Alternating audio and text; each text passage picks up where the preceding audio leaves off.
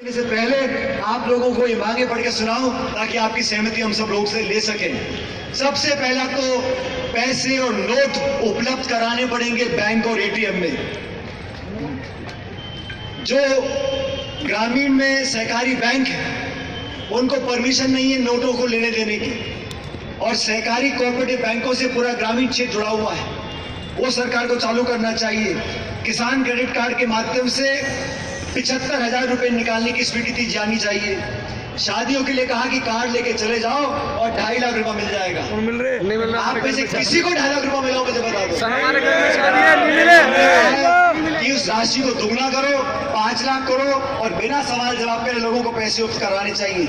और जो मोटी मांग हमारी है कि पेट्रोल पंपों पे, अस्पतालों में, और सिर्फ सरकारी अस्पताल नहीं, निजी अस्पतालों में भी आपको ये 500,000 रुपए के नोट जो समय सीमा है उसकी 24 तारीख से बढ़ाकर आगे, जब तक स्थिति सामान्य नहीं होती तब तक बढ़ानी चाहिए। और मोदी जी ने कहा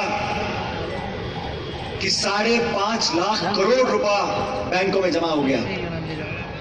ये 5.5 लाख करोड़ रुपया जो जमा हुआ है, ये बहुत सुनहरा मौका है बीजेपी के पास। मैं हाथ जोड़ के विनती करता हूं बीजेपी के प्रधानमंत्री, मुख्यमंत्री से कि 5.5 लाख करोड़ रुपया आपकी झोली में आ गया। अब बिना देरी करे हमारे राजस्थान और देश के किसानों का कर्जा माफ कर दो। आप काम छोड़ दो, बाकी काम हम लोग जब सत्ता में आएंगे तब कर लेंगे। बाकी काम जब कांग्रेस सत्ता में आएगी तब कर लेगी। लेकिन हमने एक बार 72,000 करोड़ रुपए का ऋण माफ किया था किसानों का। आपके पास 5.5 लाख करोड़ रुपए आ गया। किसका इंतजार कर रहे हो? किसान आत्महत्या कर रहे हैं, खाद बीज मिल नहीं रहा। आप घोषणा करो, हम आपका साथ देंगे कि किसानों का सारा ऋण माफ कर दिया है। माफ करने वाले नहीं है। जो बीज की खरीद की परमिशन दी है सिर्फ सरकारी केंद्रों से दी है।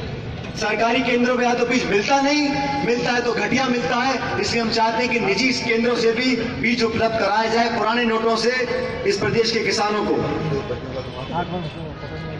गरीबों को, श्रमिकों को, कच्ची बस्ती में रहने वालों को, बीपीएल लोगों को जिनको पैसा नहीं मिल पा रहा है, उन लोगों को फ्री में खाना, राशन, तेल, पानी सरकार को देना पड़ेगा। और इससे पहले कि केंद्र की सरकार इस 5.5 लाख करोड़ रुपए से बड़े बड़े उद्योगपतियों का ऋण माफ कर दे, अभी विजय माल्या जी का 1200 करोड़ रुपए का ऋण माफ कर दिया था।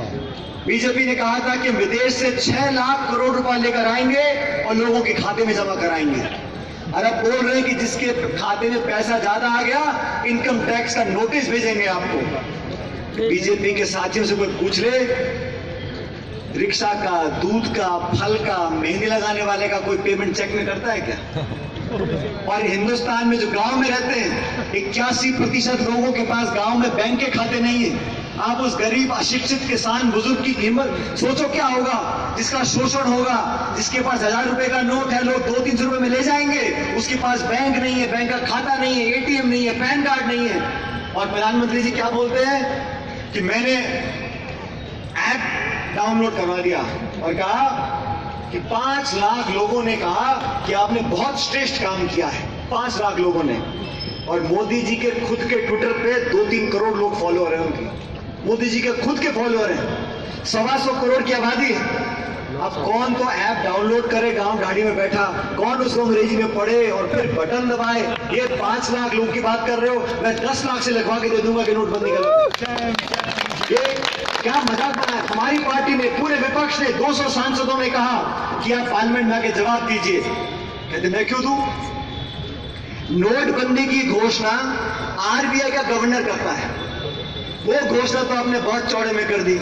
अब जब सवाल पूछ रहे हैं कि पैसा कब मिलेगा, नोट छप क्यों नहीं रहे, लोग कतार में मर रहे हैं, खाने को राशन नहीं है, किसान को बीज खाद नहीं मिल रहा, तो प्रधानमंत्री कहते हैं मैं आज नहीं बोलूंगा, कल बोलूंगा, परसों बोलूंगा।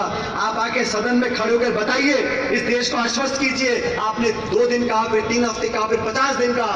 कब तक हिंदुस्तान, राजस्थान की जनता इंतजार आपकी करेगी? बहनों और भाइयों, पूरे राजस्थान के अंदर हर जिला मुख्यालय पर आज जन आक्रोश मार्च निकला है। और ये मार्च इसलिए निकाला है कि हमारे प्रदेश की जनता दुखी है, पीड़ित है। उनकी आवाज को बुलंद करने के लिए हम सड़कों पर निकले हैं और ज्ञापन देकर सरकार को चेतावनी दे रहे हैं। अगर सरकार मदद नहीं करेगी तो हम मदद करवाना जानते हैं, और आप लोगों पे जो बीत रही है उसको हम सहन करने वाले नहीं है। हमारे तमाम मांगों को लेकर आज सरकार को ज्ञापन देंगे। अगले हफ्ते हम कोशिश करके गवर्नर साहब से मिलेंगे, उनको बताएंगे प्रदेश में क्या हालात चल रहे हैं। लेकिन ये बात तो स्पष्ट है, सारा पैसा, सारा नकद पैसा काला धन नहीं होगा, और सारा काला धन आपने जब्त नहीं किया। पहले आपको जवाब देना पड़ेगा। शांत हो जाओ, शांत हो जाओ। सबसे पहले सरकार को सुनिश्चित करना पड़ेगा कि बैंक को एटीएम में पैसा आ जाए, और जब तक पैसा नहीं आएगा तब तक किल्लत खत्म नहीं होगी।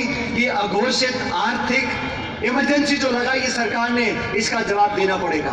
हम नोटबंदी के खिलाफ नहीं थे, आपने किया सो कर लिया, लेकिन व्यवस्था बनाते, सोच समझ के काम करते, लोगों को आज जो दुख झेलना पड़ रहा है उसकी जवाबदेही किसकी है? जो कतार में 90 लोग मर गए, उसकी कौन जिम्मेदारी लेने को तैयार है? अभी ट्रेन हादसे में 140 लोग मरे, सरकार ने कमेटी बिठाई है, जांच होगी, जो अधिकारी जिम्मेदार होगा उसको सजा मिलेगी। लेकिन कतार में जिन्होंने दम तोड़ दिया, उनकी मौत का जिम्मेदार कौन है?